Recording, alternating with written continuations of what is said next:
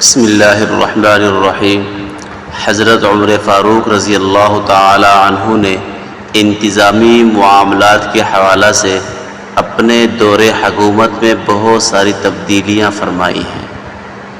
مثال کے طور پر آپ رضی اللہ تعالی عنہ نے اپنے زمانہ میں محکمہ ڈاک مقرر فرمایا، محکمہ پولیس تشکیل دیا، عدالتوں کا قیام، بیت المال کا قیام، محکمہ فوج کا قیام اور رضاکاروں کی تنخواہیں وغیرہ مقرر کرنا۔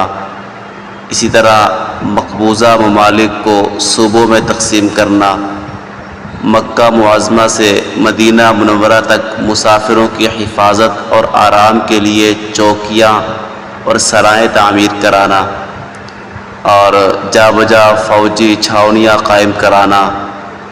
اسی طرح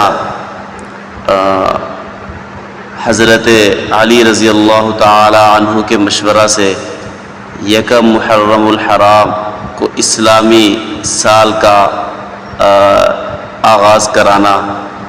یہ سارے وہ کارنامے ہیں جو حضرت سیدنا عمر فاروق رضی اللہ تعالی عنہ کے دور خلافت میں مقرر فرمائے گئے۔ اسی طرح مسئلہ تراویح پر صحابہ کرام کا اجماع منعقد کرانا، اور اسی طرح فتوحات عراق، ایران، اسی طرح روم اور ترکستان اور دیگر بلاد عجم وغیرہ پر اسلامی پرچم لہرانا۔ یہ ساری خوبیاں، یہ ساری کارنامے جو ہیں سیدنا عمر فاروق رضی اللہ تعالی عنہ کے دور خلافت میں سر انجام پائے۔